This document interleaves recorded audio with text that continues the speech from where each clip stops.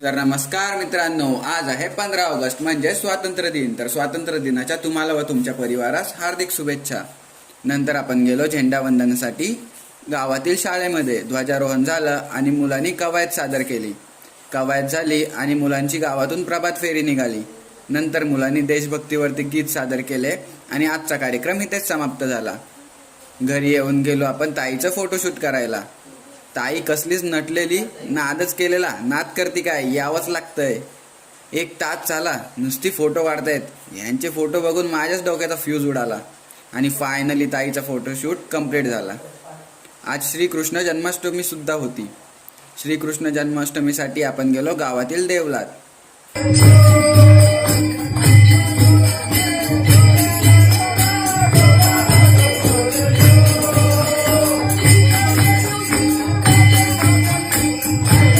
तर आजचा ब्लॉग इथेच समाप्त होत आहे.